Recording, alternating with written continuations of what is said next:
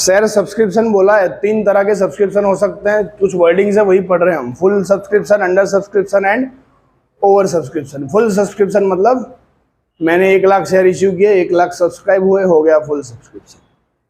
Exactly 1 lakh ही subscribe हुए, मैंने exactly 1 lakh ही issue किए थे, उसको बोलूँगा मैं फुल सब्सक्रिप्शन। अंडर सब्सक्रिप्शन नाम वैसा काम, हमने 1 लाख इश्यू किया बट 1 लाख से कम सब्सक्राइब हुए तो अंडर है। ओवर मतलब ज़्यादा एप्लीकेशन आई तो ओवर हो जाएगा। ठीक है, आगे issue of share for cash. देखो issue of share for cash हो सकता है एक ऑप्शन, मतलब आप क्यों इश्यू कर रहे हो, कैश के लिए, क्योंकि आपको बिजनेस में इन्वेस्ट करना होगा या कुछ भी करना है, आगे बढ़ाना है। दूसरा हो सकता है कोई असेट परचेज करने के लिए, आपको कोई मशीनरी लेनी है बहुत महंगी, आप कैश नहीं देना चाहते, उसकी जगह पे शेयर दे दोगे तो उस टाइम पे वेंडर को देना होगा। सही है, उसमें वो इंस्टॉलमेंट्स नहीं आते, application allotment, first call, second call, वो सब उधर नहीं होता, उधर फुल अमाउंट ही होती है जब आप असेट परचेज करते हो। तीसरा हो सकता है लोन रीपे करने के लिए, लोन हमने ली हो बैंक से ऑलरेडी पास्ट में, उसको मुझे रीपे करना है तो उसके लिए भी शेयर इश्यू कर सकते हैं, ऑप्शन होता है। समझ में आया? तो 3 ऑप्शन तो अभी बता दिए मैंने, एक फॉर कैश, एक फॉर असेट परचेज, तीसरा टू रीपे द लोन। 3 तरीके से तो आप शेयर इश्यू कर ही सकते हो, बट हमारे लिए जर्नल एंट्रीज का जो भंडार लगता है वो सिर्फ लगता है कब, फॉर कैश इश्यू करो तब। तो पहली कहानी वही पढ़ लेते हैं, issue of for cash.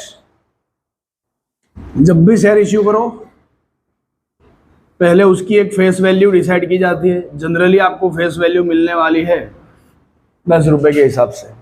Examples में जनरली आपको फेस वैल्यू मिलेगी कितनी, 10 रुपये, बट प्रैक्टिकली देखो तो 1 रुपये मिलता है। अभी रियल वर्ल्ड में देखोगे आप, शेयर की प्राइसेस 1 रुपया 2 रुपया ही होता है फेस वैल्यू। ये तो फेस वैल्यू है, उसकी इश्यू प्राइस उसकी फेस वैल्यू से अलग हो सकती है। ठीक है, आइदर इश्यू प्राइस 10 रुपये भी हो सकती है और issue price more than 10 rupees भी हो सकती है, और issue price less than 10 rupees भी हो सकती है। ठीक है, अगर सेम फेस वैल्यू के हिसाब से हुआ तो उसको बोलेंगे एट पार, मतलब इश्यूड एट पार बोला जाएगा। एट पार मतलब वही फिगर जो उसकी फेस वैल्यू पे हुई है। ठीक है, ज़्यादा पे हो तो शायद पता है आपको, इश्यूड एट प्रीमियम बोला जाता है। ठीक है, बट शेयर कैपिटल में जितनी एंट्री होती है वो सिर्फ फेस वैल्यू की होती है। जब भी प्रीमियम पे इश्यू होगा 2 अकाउंट बनेंगे, एक अकाउंट बनेगा शेयर कैपिटल का, दूसरा अकाउंट बनेगा प्रीमियम का, बट उस प्रीमियम को हम लिखते हैं सिक्योरिटी प्रीमियम। ठीक है, तो 15 में से 10 रुपये जाएंगे शेयर कैपिटल में और 5 प्रीमियम में जाएंगे। ठीक है, इतना तो समझ में आ रहा है पक्का? ओके, डिस्काउंट पे इश्यू करते हैं, इसको बोलते हैं एट डिस्काउंट। जनरली ये नहीं होता बट फिर भी कभी कभी हो सकता है। मैंने डिस्काउंट पे इश्यू पब्लिक में नहीं किया, बट मैंने मेरे एम्प्लॉयज़ को डिस्काउंट में दिया, ऐसा होता है कभी कभी। मैंने अपने 1-2 स्कीम भी पढ़ी थी, एम्प्लॉय स्टॉक ऑप्शन स्कीम थी ना कुछ, उसमें मैंने ऐसा बोला था कि हम पब्लिक इश्यू करें उससे पहले अपने एम्प्लॉयज़ को बोल सकते हैं कि if you want to buy you can buy, you will get 10 और 15% डिस्काउंट समथिंग। तो वो डिस्काउंट पे हमने इश्यू किया उनको। समझ में आ रहा है? मेरा शेयर तो था कितने का, बट मैंने इश्यू 9 रुपये पे किया। तब एंट्री कैसे होती है, इधर दो चीज़ की एंट्री हुई, उधर भी दोनों की होगी बॉस। एक होगी वही शेयर कैपिटल, ना ये दोनों एंट्री क्रेडिट है। इधर शेयर कैपिटल 10 रुपये से होगा क्रेडिट, और डिस्काउंट जो है उसकी भी एंट्री तो करनी है बट वो 1 रुपये से होगी, बट कौन सी साइड, डेबिट साइड। तो नेट 9 रुपीज़ की इफेक्ट आ जाएगी। भले आपने 9 रुपये पे इश्यू किया बट शेयर तो 10 का ही था, मतलब जब भी रीपे करने की बारी आएगी लिक्विडेशन के टाइम पे तब 10 रुपये देने पड़ेंगे। समझ में आ रहा है? ये बहुत गिरी हुई कंपनियां, गिरी हुई मतलब कमज़ोर कंपनियां करती है। वीक कंपनी है जिसके शेयर लोग नहीं खरीदना चाहते तो वो ऐसी कोई ऑफर दे सकती है, पब्लिक को देंगी तब, बट ये आजकल होता ही नहीं है। ठीक है, भूल जाओ कि ये होता है, बट प्रैक्टिकली आ सकता है। एग्जाम्पल में आ सकता है। अदरवाइज प्रैक्टिकली देखोगे रियल लाइफ में डिस्काउंट पे नहीं मिलेगा, ये भी नहीं मिलता भाई, यही मिलता है, इसके अलावा कुछ मिलता ही नहीं है। स्मॉल कंपनियां भी आजकल प्रीमियम पे ही करती है। ये तो मैंने बहुत कम लिखा है ना। पेटीएम की बात कर रहा हूँ ना, कितने पे हुआ था, शायद 2150 पे इश्यू हुआ था और उसकी फेस वैल्यू थी शायद 1 या 2 ही रुपए। तो सोच लो कितने का प्रीमियम था। मतलब उनकी तो रिस्पॉन्सिबिलिटी कितनी हो गई, सिर्फ 2 रुपए की, बाकी सब आपने एक्स्ट्रा दिए। तो 3 तरीके से इश्यू हो सकते हैं हमारे शेयर्स।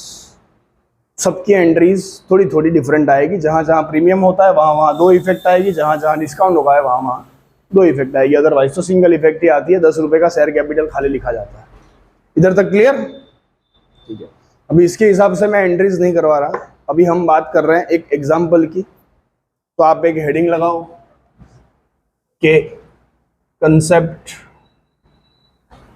Building example. ये एग्जाम्पल आपके लिए एक लाइफ टाइम एग्जाम्पल साबित होगा इस चैप्टर के लिए। ये अगर सही से कर दिया तो मान लो कि मेजोरिटी पूरा चैप्टर आपको आ गया। फिर इसी के अंदर थोड़ा बहुत एडिशन डिलीशन होता है, ठीक है। तो एग्जाम्पल लिखते हैं पहले, फिर उसका सॉल्यूशन करेंगे। चलो एग्जाम्पल में अपना नाम यूज करते हैं इस बार। एलेक्स लिमिटेड, आज तक ये कंपनी कोई बनी नहीं है, हम लिखते हैं, शुरू करो। Alex limited issued 20,000 shares at the rate ₹10 each, payable as follows. Payable as follow.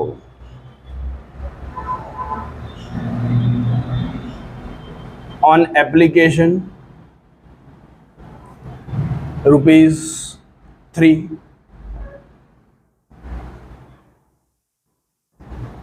on allotment ₹2, on first call ₹4, on second and final call. कितने बचे? वैसे तो 1 रुपया बचा है, 1 ही लिखते हैं, ₹1, ठीक है। मतलब टोटल हो गए 10।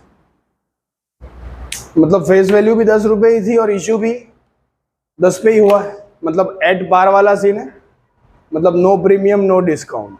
वो हम बाद में एडिटिंग कर देंगे जब एग्जाम्पल में आएगा तब। अभी सिर्फ एट पार पे जाते हैं कि कैसे एंट्रीज चलेगी लाइन टू लाइन, वो हमको समझना है, ठीक है। उसके नीचे लिखना पब्लिक अप्लाइड फॉर 22,000 शेयर्स। अभी वो भी लिख देते हैं कौन कौन था। एक्चुअली बहुत सारे होते हैं शेयर होल्डर्स, बट हम उसमें से एक काम करते हैं, नाम लिख देते हैं। उसमें से एक था mister x, applied for 12,000 shares and Mr. Y applied for कितने बचे? 10, so 10,000 shares। ये हम डिसाइड करके चलते हैं। इस बार 2 ही एप्लीकेंट थे ऐसा मान के चलते, क्योंकि मुझे कंसेप्ट समझना है, बहुत सारे नहीं ले रहा मैं, ठीक है। आगे लिखो mister X failed to pay both call money. Mister X failed to pay both call money, after which call money, CALL call money, after which his shares were forfeited।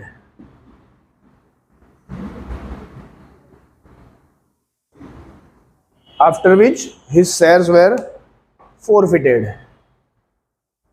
forfeit मतलब जब्त करना बोलते हैं, लिख भी देना ना समझ में आए तो। forfeit मतलब होता है जब्त करना। तो उसके बाद उसके शेयर क्या कर लिए हमने? जब्त कर लिए।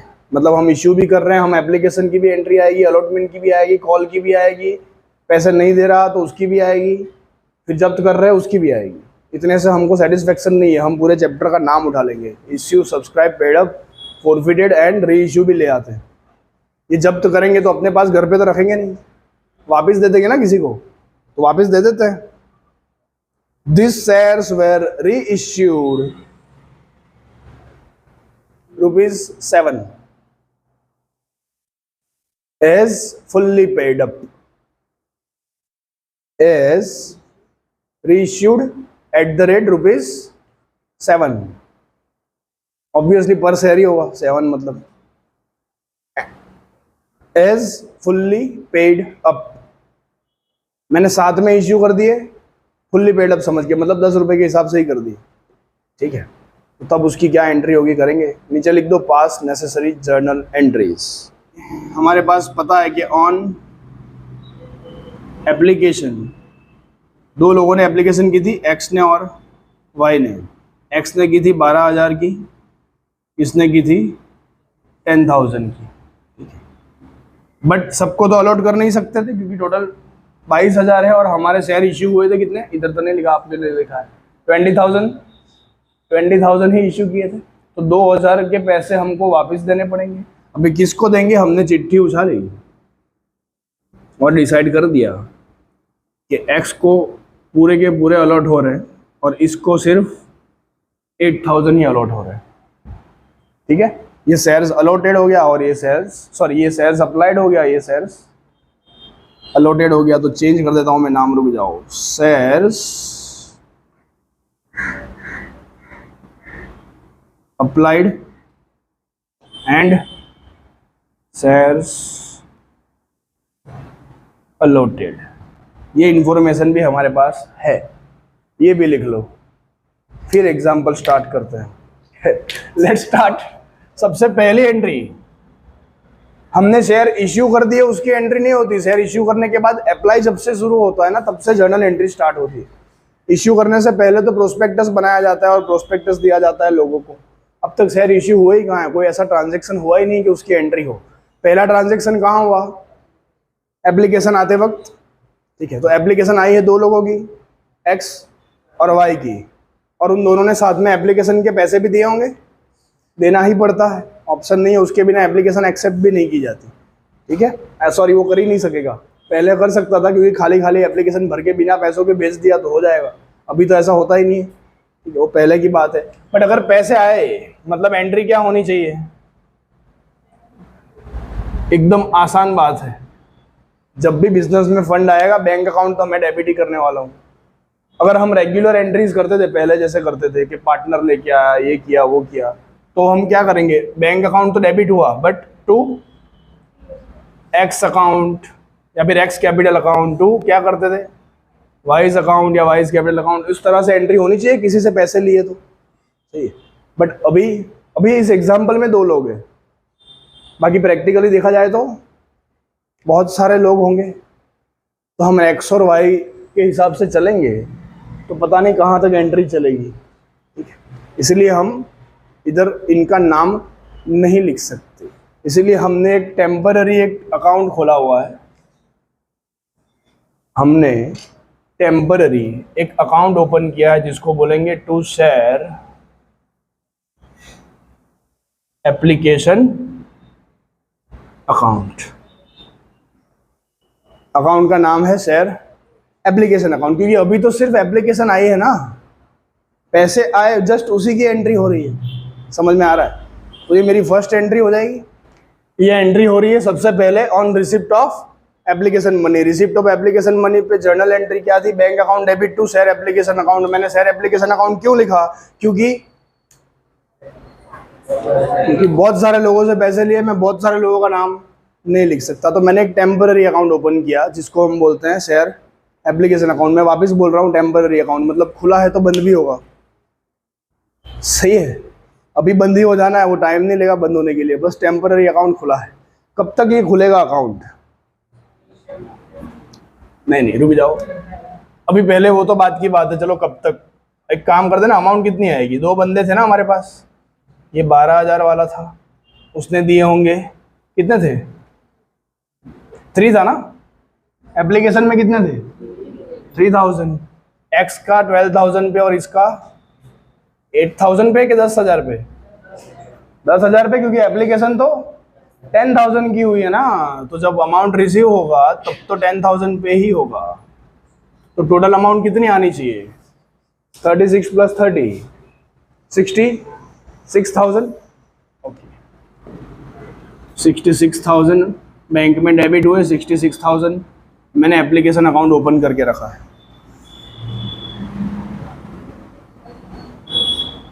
अरे यार,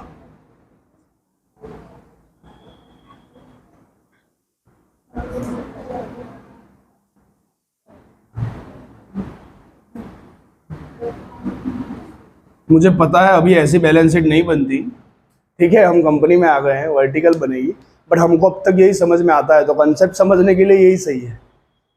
जैसे ये एंट्री हुई, इधर इफेक्ट कहाँ जानी चाहिए? Bank account debit. कहाँ जाता है बैंक?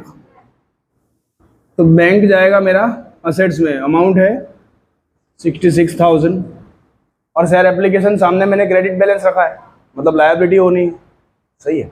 तो इधर एक अकाउंट खुल जाएगा उसी टाइम पे, which is called as share application account. Account तो नहीं लिखते इधर, शेयर एप्लीकेशन, वो भी होगी 66,000 की, ठीक है। ये इफेक्ट क्या होगी वो तो समझ में आया आपको। ये कब देनी पड़ेगी पता है? जब मेरा ईयर क्लोज हो जाए, अगर इन बिटवीन कुछ हो रहा हो ऐसा, तब मुझे इधर शेयर एप्लीकेशन अकाउंट लिखना पड़ता है। नहीं समझे? मैंने 30 मार्च को ही इशू किया था, एप्लीकेशन मंगवाई थी, और 30 मार्च को ही एप्लीकेशन आई है सबकी, और अलॉटमेंट होने वाला है 3 अप्रैल को। तो वो 4 दिन के अंदर अंदर मेरा ईयर खत्म हो जा रहा है, 31 मार्च। अगर इन बिटवीन मेरा ईयर कंप्लीट हो गया तो मुझे जर्नल एंट्री ऐसे ही करनी पड़ेगी, ऑप्शन नहीं है, क्योंकि अलॉटमेंट तो हुआ ही नहीं है। यही इफेक्ट आएगी, बैंक इधर जाएगा और इधर मैं अलग से दिखाऊंगा शेयर एप्लीकेशन मनी। समझ में आ रहा है? और सच में लिखा जाता है, खाली खाली नहीं बोल रहा, बट लिखते क्या है, खाली पूरा नाम लिख दो आपके जानकारी के लिए, share application money for pending allotment. ये तो खाली जानकारी के लिए लिखा मैंने, कि नाम इतना बड़ा होता है। ये वो वाली शेयर एप्लीकेशन मनी है जिसका अलॉटमेंट पेंडिंग है, ऐसा समझे? मिटा देता हूँ मैं, नहीं समझो, नहीं समझ में आया तो चलेगा, वो फॉर्मेट आएगा तब समझ लेना। अभी मुझे सिर्फ लिखना था शेयर एप्लीकेशन, ये तो समझे हो कि नहीं? बस काफ़ी हो गया, और क्या चाहिए। तो जो शेयर एप्लीकेशन मनी आई, पैसे आने के बाद हम शेयर अलॉट भी करने वाले हैं, तो उस एप्लीकेशन के बदले में मुझे सामने क्या देना पड़ेगा? पैसे के बदले में क्या देना है मुझे? शेयर्स देने। जो भी शेयर्स दूंगा उसको हम क्या बोलते हैं? Share capital. तो जितना शेयर में दूंगा उसको हम शेयर कैपिटल बोलेंगे। तो जैसे ही मेरा एप्लीकेशन मनी टेम्पररी अकाउंट मैंने खोला है शेयर एप्लीकेशन, तो उसके बदले में मुझे क्या देना पड़ेगा? अभी शेयर कैपिटल देनी पड़ेगी। तो इसकी एंट्री रिवर्स होगी, मतलब शेयर एप्लीकेशन अकाउंट जो मैंने ओपन किया था वो हो जाएगा अभी debit to share capital account. जरा बताओ मेरे को, एप्लीकेशन में डेबिट कितनी अमाउंट होनी चाहिए? अरे इधर देख के पता चलेगा ना कहाँ जा रहे हो, कितनी लिखी है, तो उतनी ही लिखूंगा मैं। कमाल करते हो पांडे जी, सोच रहे हो 66,000, तो वो बताओ शेयर कैपिटल में कितनी लिखनी है? जितने शेयर्स में इश्यू करूंगा उतनी लिखी जाएगी। टोटल 22,000 शेयर पे एप्लीकेशन आई थी, हम इश्यू कितने करेंगे? सिर्फ 22। तो कैपिटल भी कितने की होगी? 20,000 इंटू 3 करके, सही है ना कि नहीं है? सही है। तो 20,000 इंटू 3 रुपीज़ करके कैपिटल में भी अमाउंट जानी चाहिए 60,000। बाकी बचा उसका क्या? पैसे देने पड़ेंगे, नहीं दिए तो इंटरेस्ट के साथ देने पड़ेंगे, ठीक है। 15 दिन के अंदर अंदर ये भी चुका देना पड़ता है, सही है। तो चुका देते, जब आया तब बैंक डेबिट किया था, तो गया तो बैंक को क्रेडिट कर देंगे, और क्या क्या फर्क पड़ता है। इधर मैं लिख देता हूँ खाली ब्रैकेट में, जिससे पता चले ये है क्या, इट्स रिफंड, ठीक है। जो भी पैसे आए थे उसका रिफंड है। कितना रिफंड जाएगा साफ साफ दिख रहा है। ऐसे भी कर सकते हो, या फिर वो भी पता है आपको कि 2,000 एक्स्ट्रा एप्लीकेशन थी, 2000 इंटू 3 करके 6000 वैसे भी आ जाएगा। ये दोनों एंट्री क्लियर। पहली बार एप्लीकेशन आया कि bank account debit, temporary account खुलता है शेयर एप्लीकेशन अकाउंट का। जैसे ही शेयर एप्लीकेशन अकाउंट खुला, दूसरी इफेक्ट देनी है मुझे शेयर अलॉट करने की। अलॉट मतलब शेयर देने की। तो शेयर एप्लीकेशन की जगह पे कन्वर्ट हो जाएगा अभी शेयर कैपिटल अकाउंट में, और जितने भी ज़्यादा आए उसको मैंने वापस दे देने हैं। ठीक है, जितने भी ज़्यादा है उसको मुझे वापस दे देने हैं। अगर कम आए तो एप्लीकेशन ही कम आई तो बच्चों, अगर एप्लीकेशन ही कम आई तो एप्लीकेशन में ही एंट्री कम अमाउंट की होगी, तो कैपिटल अपने आप कम इश्यू होगा। तो लोड क्या लेना है, उसमें तो आसान है। ज़्यादा आई तो पैसे वापस देने पड़ेंगे, कम आए तो क्या करोगे, छीन के थोड़ी लाओगे उनसे। नहीं, ऐसा नहीं चलेगा, लाओ। ऐसा तो होता नहीं, कभी पॉसिबल नहीं। ठीक है, तो कम आई तो इधर से ही डायरेक्ट इफेक्ट ही रिड्यूस हो जानी है, डायरेक्ट अमाउंट ही कम हो जानी। पहली दो एंट्री क्लियर, एक स्टेज कंप्लीट हो गया। दूसरा,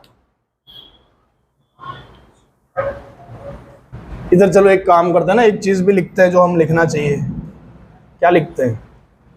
बीइंग शेयर, शॉर्ट में लिख रहा हूं, आप लोग फुल फॉर्म में लिखोगे। Being share application money transferred to share capital account and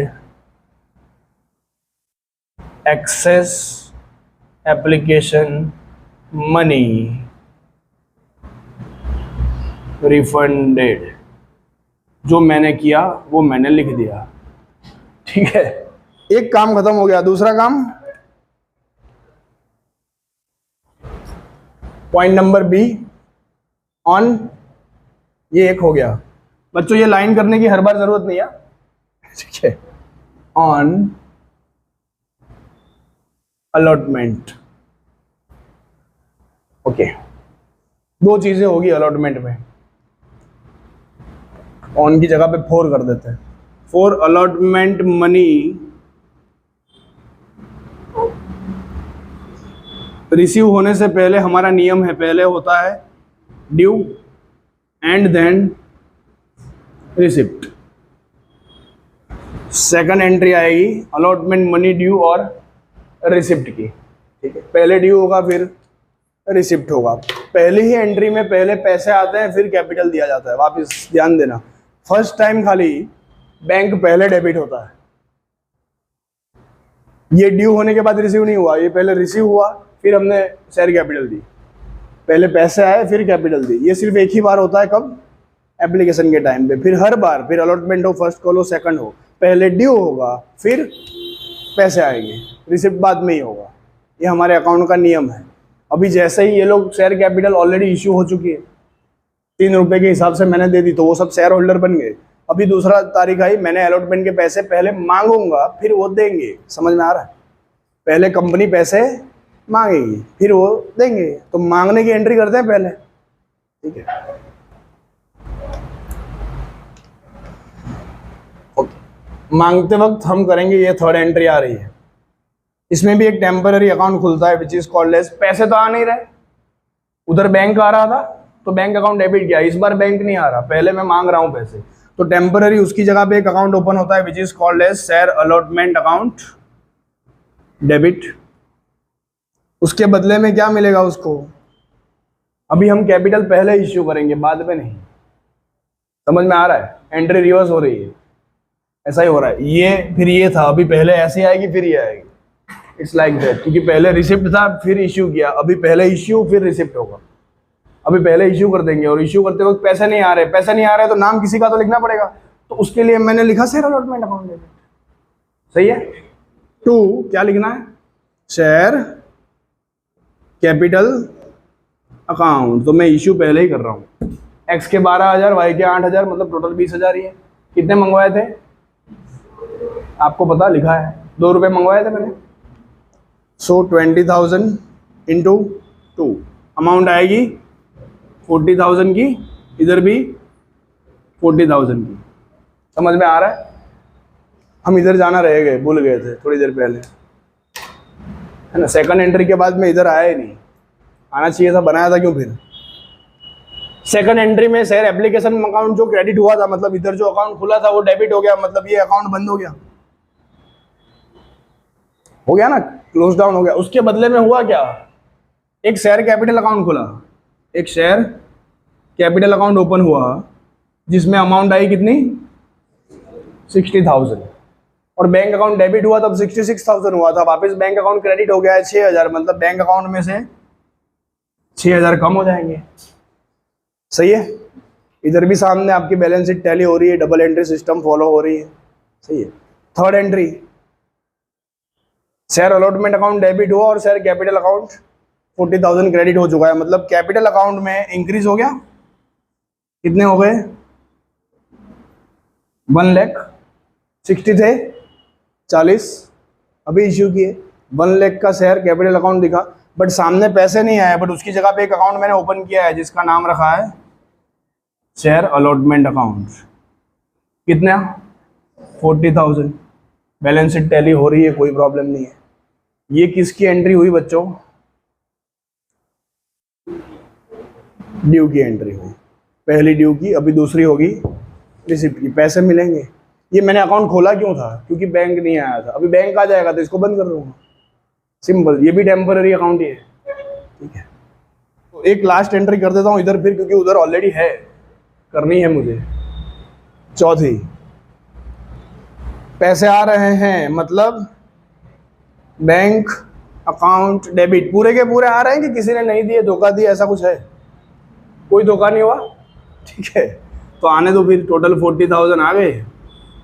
to, share allotment account जो मैंने ओपन किया था वो अभी बंद हो गया, आएगा 40,000, ठीक है। देखो इसमें बीइंग लिखना हो तो मैं लिख सकता हूँ बीइंग अलॉटमेंट मनी ड्यू, इधर बीइंग एक में पूरा लिखता हूँ, एक में छोटा लिखा है, इधर लिखता हूँ मैं बीइंग अलॉटमेंट मनी रिसीव्ड, इधर आप वही चीज लिखोगे बीइंग अलॉटमेंट मनी ड्यू करके। जैसे ही मैंने वो लिखा, इधर तो कोई चेंज नहीं आ रहा, ये अलॉटमेंट अकाउंट जो ओपन किया था वो इधर बंद हो गया, मतलब ये गाड़ी गई, और बैंक अकाउंट इंक्रीज हो रहा है, बैंक अकाउंट डेबिट हुआ, मतलब 60 की जगह पे अभी ये भी हो जाएगा 1,00,000। अभी भी मेरी बैलेंस शीट टैली हो रही है, हर एक एंट्री में टैली कर रहे हैं हम, तो साथ साथ में पता चले उसकी काउंटर इफेक्ट कहाँ कहाँ जाती है। ये मेरा करने का एक ही पर्पज़ है कि इसके बाद बैलेंस शीट बनती है तो आपको पता चले कि बैलेंस शीट में कहाँ कहाँ हर एक एंट्री पे इम्पेक्ट जा सकती है, ठीक है। आपको तो एट द एंड बनाना है, बट हर एक चीज़ पता हो, इसके लिए हम आपका कंसेप्ट क्लियर करने के लिए कोशिश कर रहे हैं। अगर आज के बाद आपका ये कंसेप्ट में कुछ कच्चा रह गया तो फिर उसमें आपकी भी गलती बहुत सारी होगी। थोड़ा ध्यान से ये एग्जाम्पल खाली देखने के लिए इसलिए बोला है कि आपका बेस एकदम क्लियर हो जाए, तो आगे जितने भी एग्जाम्पल्स आएंगे ना, फिर इसी में कुछ एडिशन डिलीशन होगा। ये बेसिक एग्जाम्पल आ गया आपके सामने, सही है। इतनी चीज़ें परफेक्टली आनी चाहिए जितनी आज हो रही है, फिर जो एक्स्ट्रा नया आएगा उसमें देखना पड़ेगा, वो तो मुझे भी समझ में आता है, ठीक। आगे अलॉटमेंट का काम खत्म, फिर क्या करना पड़ेगा, फर्स्ट कॉल की बारी आई तो ए और बी हो चुका है, point number C for first call money, पहले होगा ड्यू, देन होगा रिसीव्ड, रिसिप्ट, इसके लिए एंट्री होगी। अभी कॉपी पेस्ट है, पहले जैसे हुआ वैसा सेम। इधर क्या किया था मैंने, अलॉटमेंट टू कैपिटल, इधर अलॉटमेंट की जगह पे कोई और अकाउंट खुलेगा जिसका नाम वही रखेंगे जो उसके कॉल का नाम है ना। शेयर, हमेशा इक्विटी शेयर आगे लिखना पड़ता है, तो हो जाएगा शेयर, कौन सी एंट्री हुई 5वीं, तो अलॉटमेंट की जगह पे नाम लिखूंगा share first call account debit to, क्या करना है सेम, शेयर कैपिटल अकाउंट। बच्चों कितने मंगवाए थे इस बार, 4 रुपये, और वो 20,000 पे है, तो टोटल अमाउंट कितनी आएगी 80,000। बच्चों फर्स्ट कॉल अकाउंट क्यों ओपन किया हमने, क्योंकि ड्यू की एंट्री हुई है, और ड्यू होते वक्त पैसे नहीं आते, पैसे अभी आएंगे, पैसे नहीं आया तो एक टेम्पररी अकाउंट ओपन करते हैं जिसको हम बोलेंगे आज शेयर फर्स्ट कॉल अकाउंट। ये शेयर फर्स्ट कॉल अकाउंट भी कैसा है? Temporary account. ये हर बार मैं जब टेम्पररी बोलूँ तब आपको ऐसा सोचना है कि अगर ईयर एंड हो गया तब मुझे इसी नाम पे लिखना पड़ेगा बैलेंस शीट में, जैसे एप्लीकेशन में समझाया था मैंने। हर बार टेम्पररी अकाउंट खोलने का रीज़न भी होता है एक, कि अगर बीच इन बिटवीन ईयर खत्म हो जाए तो करना क्या है। सही है, तो ऐसे ही करना पड़ेगा। फिर फर्स्ट कॉल की एंट्री करनी पड़ेगी मुझे इधर बैंक की जगह पे। ये किया, इधर इफेक्ट आ जाएगी फर्स्ट कॉल अमाउंट 80,000 और ये हो जाएगा 1,80,000। ठीक है, ऑल गुड। ये हो गई किसकी एंट्री? इस बार बीइंग लिखने की थोड़ी जगह है मेरे पास तो लिखता हूं, बीइंग फर्स्ट कॉल मनी, क्या लिखोगे? ड्यू। ऐसा सेम उसमें भी लिखना था बराबर, जो मैंने लिखा नहीं है खाली ब्रैकेट में छोड़ दिया, अब लिख लियो। उसके बाद नेक्स्ट 6th एंट्री सेम उसके जैसा ही, अभी तो पैसे आएंगे है ना। बैंक अकाउंट डेबिट, इतना तो हमने किया ही था। To share capital, sorry capital कहाँ, सॉरी माय मिस्टेक, जो अकाउंट हमने ओपन किया था वो शेयर फर्स्ट कॉल अकाउंट। बच्चों फर्स्ट कॉल अकाउंट तो जितना डेबिट हुआ है उतना ही क्रेडिट होने वाला है ना। फर्स्ट कॉल तो मैंने जितना डेबिट किया था उतना ही क्रेडिट होगा। बट एग्जाम्पल में एक चीज़ हुई थी, आप देख सकते हो कि मिस्टर एक्स ने लिखा हुआ है failed to pay both call money. Both मतलब दोनों हो गया, फर्स्ट एंड सेकंड दोनों के पैसे नहीं दिए। तो एक्स ने पैसे नहीं दिए बट वाई ने तो दिए थे, तो वाई के कितने शेयर है? 8,000। उस पर तो पैसे मिले होंगे तो वो तो बैंक अकाउंट में लिख सकता हूँ। मतलब इसमें मैं लिख सकता हूँ 8,000 इंटू 4 था ना, सो आए कितने? 32,000। तो ये जो नहीं आए वो कितना है? 12,000 के आधार पे 48,000 है ना। 48,000 मेरे पास नहीं आए, उसको हम क्या बोलते हैं? अभी पैसे मिले नहीं है, उसको हमारी भाषा में बोलेंगे, देखो अगर मिस्टर एक्स का नाम पहले लिखा होता हमने इधर, जब मैंने लिखवाया था फर्स्ट टाइम, याद है कि एक्स का नहीं लिखते हम, शेयर एप्लीकेशन अकाउंट खोलते हैं। इधर अगर एक्स का लिखा होता तो इधर एक्स वापस डेबिट होता डेटर के हिसाब से, बट ऐसा हो नहीं सकता, तो इसके लिए भी एक अकाउंट खुलेगा। ये जहाँ जहाँ हम नाम नहीं लिख सकते ना, वहाँ वहाँ एक नया अकाउंट खुलता है। तो यहाँ भी हमको लिखना चाहिए था नाम, बट हम लिख नहीं पाएंगे, तो उसकी जगह पे एक और नाम खुलेगा जिसको बोलेंगे calls in arrears account debit. Arrear मतलब अभी तक मिलना जो बाकी होता है उसको बोलते हैं एरियर। एरियर मतलब जो भी मिलना बाकी हो उसको हमेशा एरियर बोला जाता है। डिविडेंड मिलना बाकी हो तो भी एरियर्स ऑफ डिविडेंड बोल सकते हैं। ठीक है, ये कॉल के पैसे मिलना बाकी है इसलिए हमने कॉल्स इन एरियर्स अकाउंट उसका नाम रखा है। समझ में आया? हाँ, ये एरियर अकाउंट क्यों बना? क्योंकि नाम नहीं लिख सकते तो कुछ तो बनाना पड़ेगा, तो कॉल्स इन एरियर अकाउंट बना है। इसकी अमाउंट आपने लिखी थी कैसे? 12,000 इंटू 4। ये पूरा खेल एक्स का है, अभी ये वाई का है। ये आपको क्लासिफिकेशन समझ में आया इसीलिए सिर्फ 2 ही नाम लगे थे, नहीं तो मैं ऑटोमेटिक बहुत सारे रखता तो आप डिटेल में नहीं जा पाते। तो अभी क्या होगा? बैंक में कितने आएंगे? 1,32,000। सही है, बैंक में आएंगे 1,32,000, इधर है 1,80,000, तो 48,000 जो बचे उसके लिए ये अकाउंट खुला है। ये असेट में क्यों लिखनी है? नाम कंसेप्ट के हिसाब से ही जाओ, क्योंकि फ्यूचर में मिलेगा। अभी भी होप रखी है ना हमने, फ्यूचर में मिलेगा, तभी तो कॉल्स इन एरियर अकाउंट खोला है, नहीं तो अभी के अभी जब्त नहीं कर लेता मैं। समझ में आ रहा है? जब्त नहीं किया तब तक हमको आशा है कि शायद देगा। ठीक है, तो कॉल्स इन एरियर अकाउंट है 48,000। तो अभी 180 का टैली। बच्चों अगर इसने आज पैसे नहीं दिए और वो फ्यूचर में दे, अगर तो जब भी देगा ना तो उसको विथ इंटरेस्ट देना पड़ेगा। समझ में आ रहा है? उसका कैलकुलेशन फिर अलग से होगा, उसकी जर्नल एंट्री थोड़ी इधर जुड़ जाएगी, एक्स्ट्रा एंट्रीज हो जाएगी। वो जब आएगा वो कंसेप्ट तब अब करेंगे, अभी सिर्फ इतना काफ़ी है। ठीक है, इसमें बीइंग में क्या लिखोगे?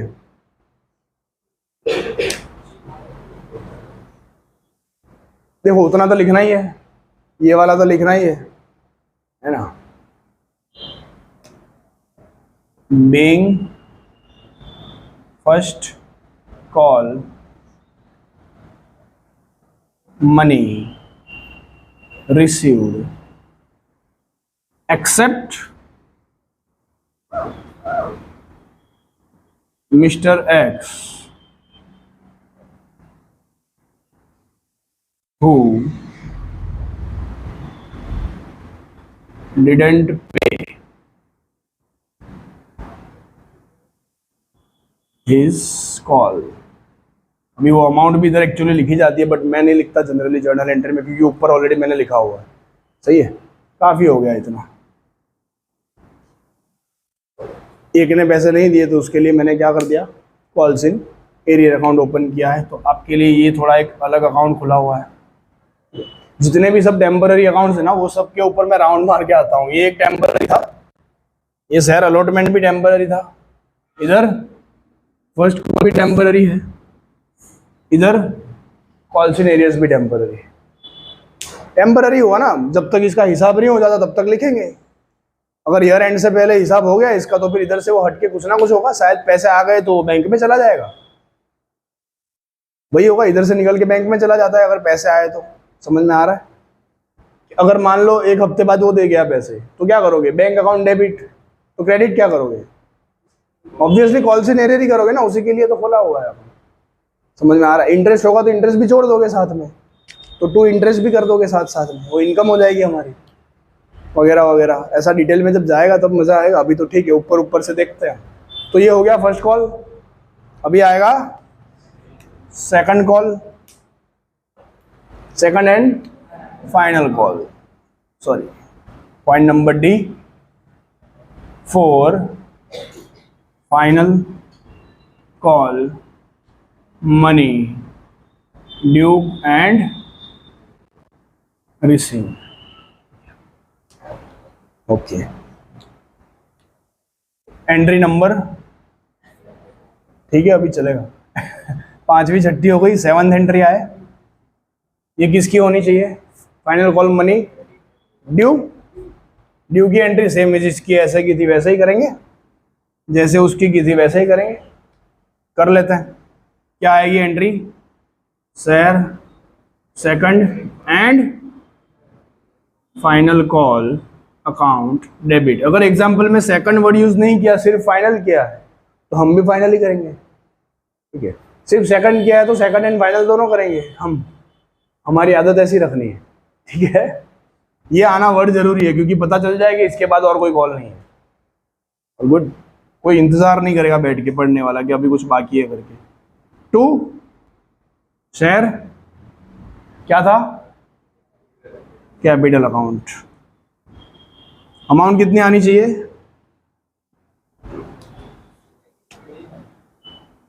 कितने शेयर थे?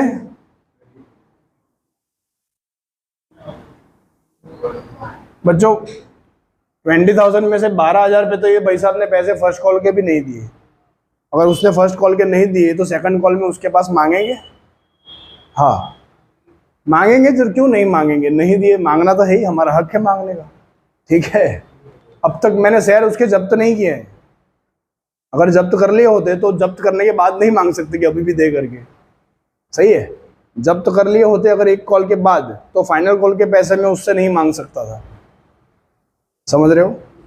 एक कॉल के बाद जैसे ही उसने पैसे नहीं दिए, मेरे को आ गया गुस्सा, मैंने कर लिया उसके शेयर जब्त, अभी मेरे पास आ गए, तो मैं उसके पास से अभी भी फर्स्ट कॉल के ही मांग सकता हूँ, बट सेकंड के नहीं मांग सकता, क्योंकि उससे पहले तो मैंने क्या कर लिया? जब्त कर लिया। बट इस बार मैंने जब्त कब किया था? लास्ट में। तो दोनों कॉल तक मैंने इंतज़ार किया एक फेज के साथ।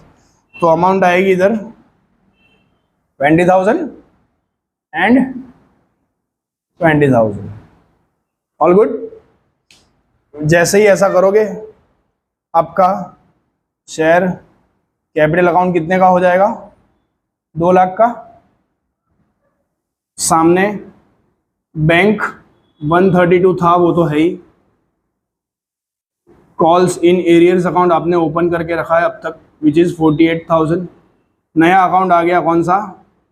Second and final call account कितना था 20,000। वापस लिखा क्योंकि जगह चाहिए थी, ठीक है ना। ओके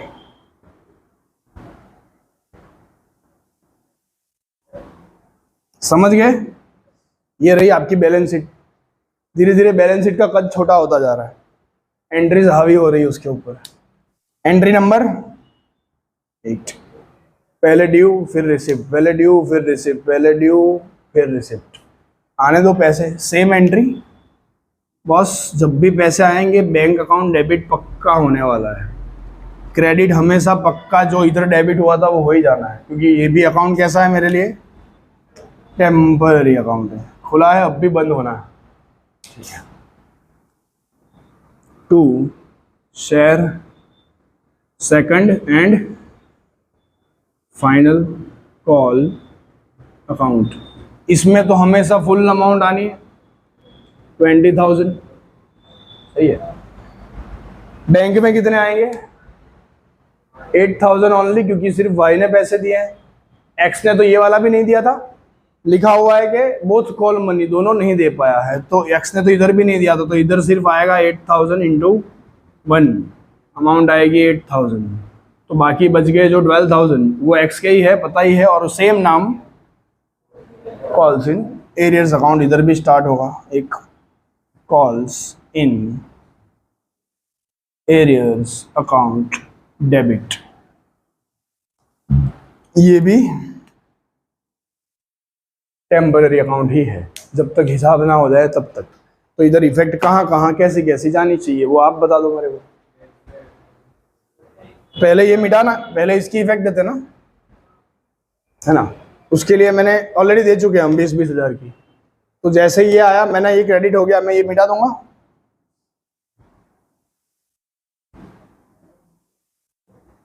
अभी बैंक में कितनी इफेक्ट आ जाएगी, 132 था, 8,000 ऐड हो गया, मतलब 1,40,000 का मेरा बैंक हो गया। कॉल्स इन एरियर्स अभी हुआ 12, पहले था 48, ऑलरेडी लिखा हुआ था आपने, 48 + 12 दोनों मिला के 60,000 हो जाना है।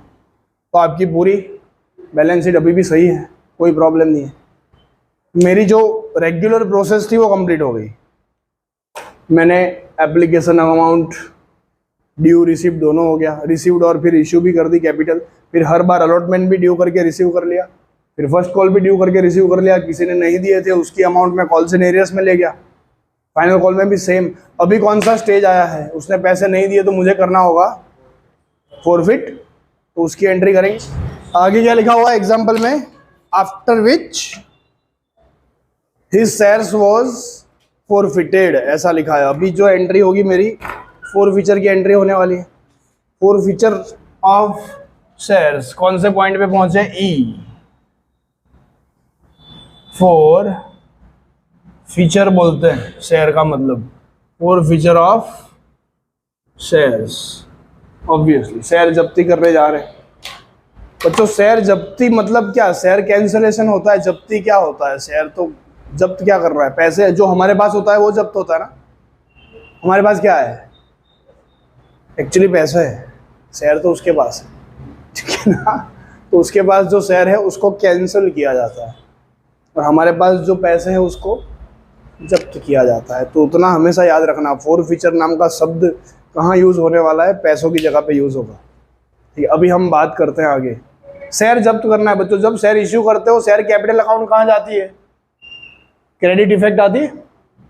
जब जब हमने शेयर इशू किया है तब तब शेयर कैपिटल क्रेडिट हुई है। अभी मैं क्या करने वाला हूँ, शेयर कैंसिल करूँगा तो शेयर कैपिटल अकाउंट डेबिट हो जाएगी। सिंपल है, समझ में आ रहा है, ओके। तो एंट्री होगी इधर मेरी share capital account debit.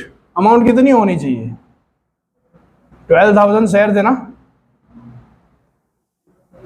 Into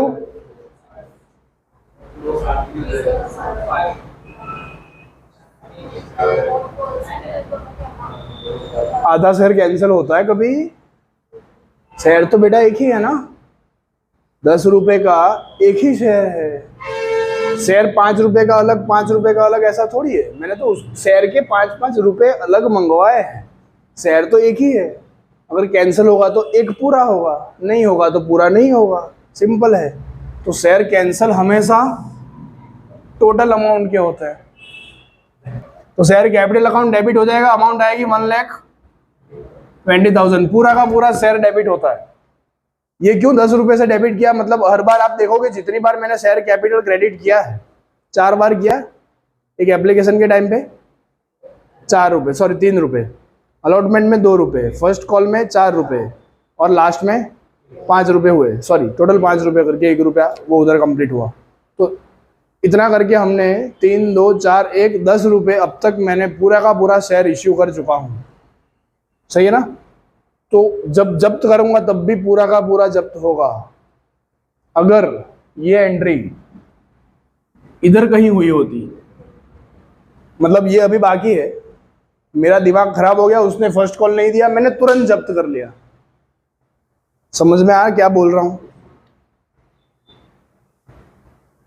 क्या बोला मैंने? अभी तक ये हुआ ही नहीं है। मान लो इधर ही पहुंचे हैं, हमने इधर तक ही एंट्री की और मैंने अभी के अभी जब्त कर लिया, सही है।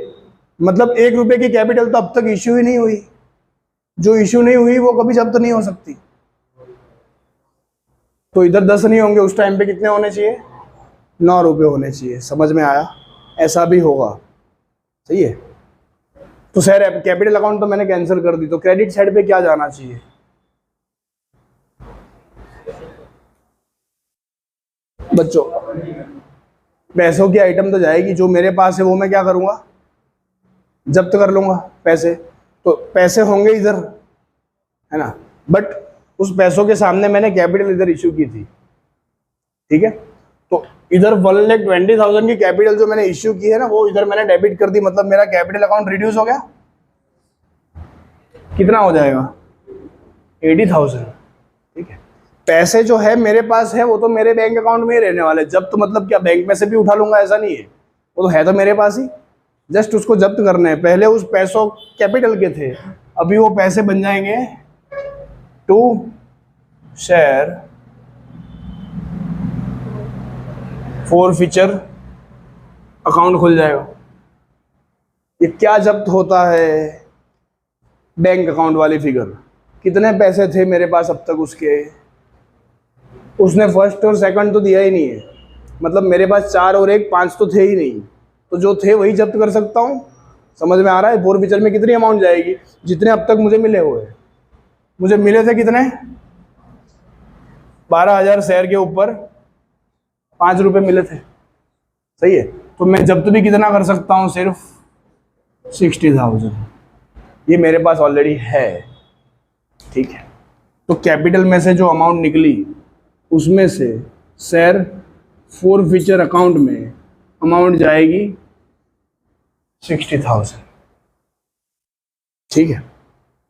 और बाकी जो बची है 60,000, बच्चों पहले मैं पैसे उससे मांग रहा था, क्योंकि अब तक शेयर कैपिटल मैंने उसको दे के रख दी थी। मान लो ना मैंने किसी को मशीन दिया हुआ है, मैं उससे पैसे मांग रहा हूँ, फिर वो नहीं दिया तो मैंने वो मशीन उठा के वापस ले आया, तो फिर भी मांगता रहूँगा मैं? वही मशीन ले लिया, काम खत्म हो गया। अभी शेयर मैंने इश्यू किए थे तो हम पैसे मांग रहे थे, अभी मैंने जब्त कर लिए, तो जो अभी भी मेरे पास नहीं मिले हैं, जो इस आशा की किरण जो मेरे पास है वो अभी बुझ जानी है, क्योंकि ठीक है अभी तो मैं नहीं ले पाऊंगा उससे, क्योंकि शेयर ही मैंने जब्त कर लिया। तो जो अमाउंट मांग रहा था अभी हम नहीं मांगेंगे। तो जो टेम्पररी मैं बोले जा रहा था कि कॉल्स इन एरियर भी एक टेम्पररी अकाउंट है, वो भी अभी बंद हो जाना है। बहुत बढ़िया। तो बाकी की इफेक्ट कहाँ जानी चाहिए? कॉल्स इन एरियर्स अकाउंट, वो भी 60,000 ही है, ठीक है ना। तो इधर से 60,000 क्या हो जाएगा? हट जाएंगे। तो आप देख सकते हो 1,40,000 1,40,000 बैलेंस शीट टैली अभी भी। Are you getting the point? ठीक है बच्चों, ये 60,000 रुपीज अभी भी मेरे पास तो है ही ना, बैंक में ही तो है। आप देख सकते हो 80 का कैपिटल है इसमें और 60,000 मैंने जो थे वो जब्त कर लिए, तो है तो मेरे पास ही। इसको this is one type of reserve, ये रिजर्व ही है ऐसा नहीं बोल रहा हूँ, this is one type of reserve है हमारे लिए, ये काम आएगी कब, री इश्यू करते वक्त, री इश्यू करते वक्त काम आएगी, क्योंकि जो मैंने पहले पैसे आए थे वो मैंने अभी दबा के रख लिए, मेरे पास बैंक में ही दिख रहे हैं, इसका यूटिलाइजेशन मैं करूंगा अभी थोड़ी देर के बाद। तो ये भी एक अकाउंट जो है जो नया नया बना अभी, ये भी कैसा है, ऐसा किया मतलब एक ही बात होती है, टेम्पररी अकाउंट। ये कब तक रहेगा हमारे पास, जब तक री इश्यू नहीं हो जाता तब तक ये अकाउंट हमारे पास रहता है। वो शेयर जब्त किए हुए जब तक मेरे पास है तब तक ये अकाउंट भी मेरे पास है। जब्त किए हुए जैसे री इश्यू होता है मुझे ये शेयर फॉरफीचर अकाउंट का हिसाब करना पड़ेगा। समझ में आ रहा है? करते हैं हिसाब। अभी री इश्यू कर ले पहले। री इश्यू के बारे में क्या बोला हुआ है देखो जरा। दिस शेयर्स वेर री इश्यूड एट द रेट ₹7 और मैंने मान लिया था उसको फुल्ली पेड। ई के बाद एफ क्या लिखना चाहिए, री इश्यू ऑफ forfeited शेयर्स, री इश्यू ऑफ forfeited शेयर्स।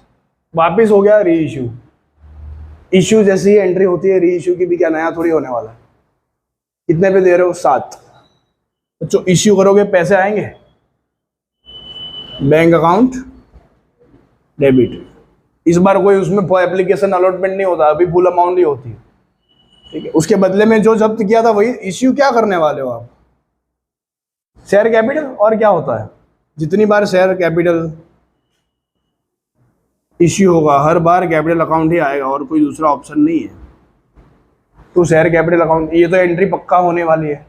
पूरी लाइन क्या थी, मैंने री इश्यू किया ₹7 में एज फुल्ली पेड, 7 में इश्यू किया है, मतलब पैसे तो आएंगे मेरे पास 7 के हिसाब से ही। सो 12,000 जो थे इंटू 7 कितना आएगा 80।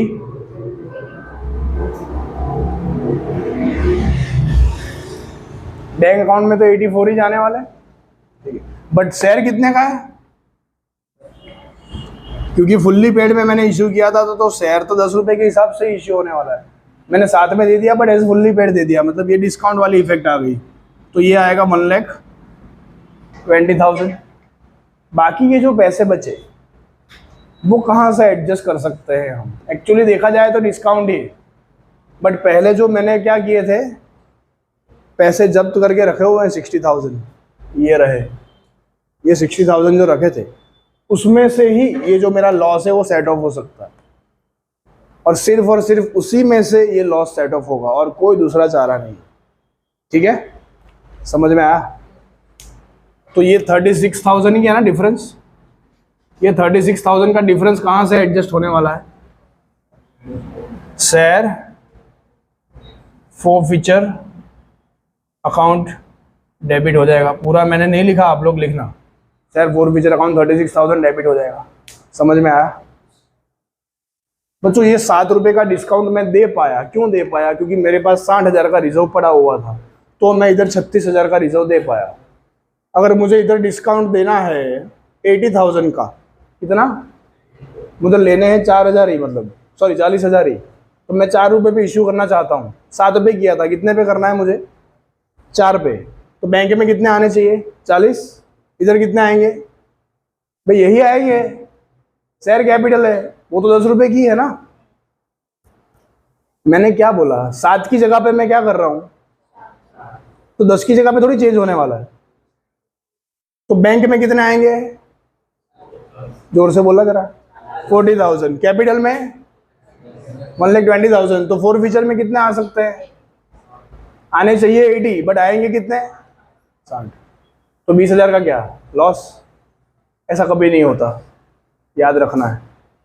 मैक्सिमम आप डिस्काउंट सिर्फ 60,000 तक ही दे सकते हो, आप उससे भी कम में नहीं दे पाओगे। समझ में आया ये कहानी क्यों हुई अभी, क्योंकि आप 60,000 से ज़्यादा डिस्काउंट नहीं दे सकते, मैक्सिमम उतना ही दे सकते हो जितना मेरे फॉरफीचर में है।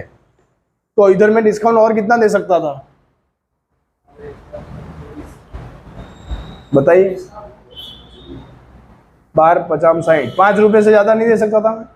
अगर ये शेयर में चाहूँ तो ₹5 पे दे सकता था, हाँ, क्योंकि अगर ₹5 पे देता तो 12,000 इंटू 5 60,000 बैंक में आते थे और 60,000 इधर आते थे जितने मेरे पास ऑलरेडी है।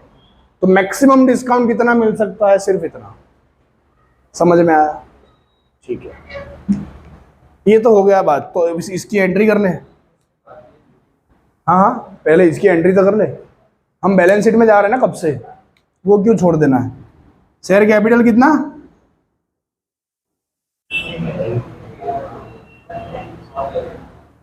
80,000 था, अभी 2 लाख रुपए। कैसे हुए भाई? इश्यू किया हुआ है हमने, ठीक है। उसके सामने फोर फीचर है और बैंक अकाउंट है। बैंक में 84 बढ़ जाएंगे, कितने होंगे?